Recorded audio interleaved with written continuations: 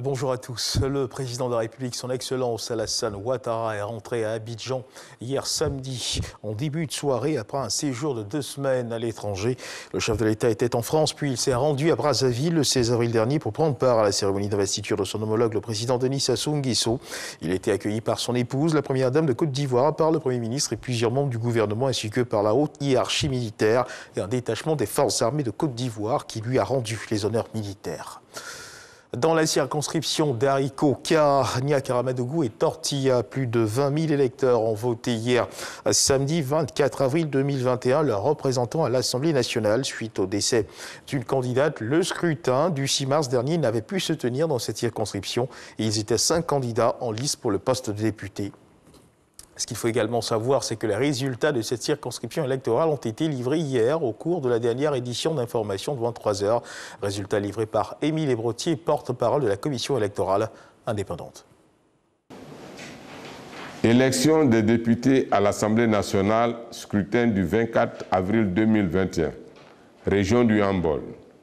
Circonscription 097. Ariko-Ka, Niakaramadougou et Tortilla, commune et sous-préfecture. Population électorale, 20 241. Votants, 10 396. Taux de participation, 51,36%.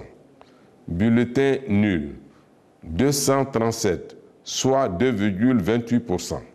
Bulletin blanc, 170, soit 1,67%.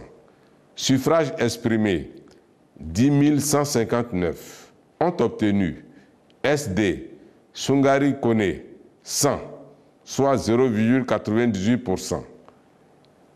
EPD, Traoré Karidja, 1312, soit 12,91%.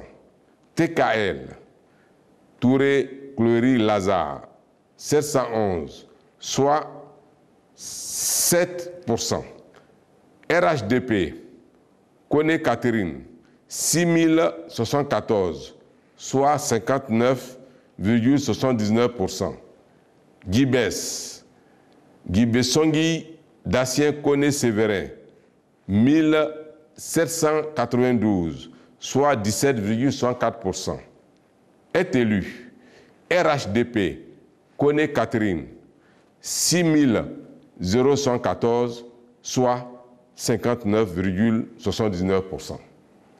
Voilà. Et dans l'actualité internationale, ce 25 avril, c'est la journée internationale de lutte contre le paludisme, maladie qui a entraîné la mort de près de 400 000 personnes dans le monde en 2019, en grande majorité des enfants de moins de 5 ans.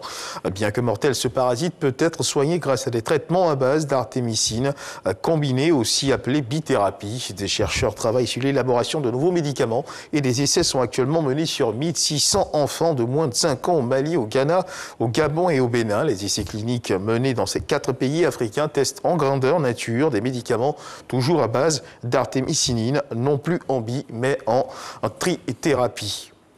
Ce qu'il faut également savoir, c'est que la deuxième vague en Inde de la pandémie de coronavirus suit son cours. Vendredi dernier, près de 350 000 nouveaux cas ont été détectés et 2760 personnes ont officiellement trouvé la mort. Un bilan humain aggravé par la saturation totale du système hospitalier. La plupart des grandes villes ont pris des mesures de restriction sanitaire, mais la déferlante devrait s'accentuer. Et selon une étude de l'Université de Washington, le pic de la deuxième vague indienne ne sera pas atteint avant mi-mai, avec plus de 5000 morts par jour à prévoir. Et dans le cadre du Dimanche Magazine de ce 13h, nous recevrons M. Oumarou Koala, directeur national des villages d'enfants SOS de Côte d'Ivoire.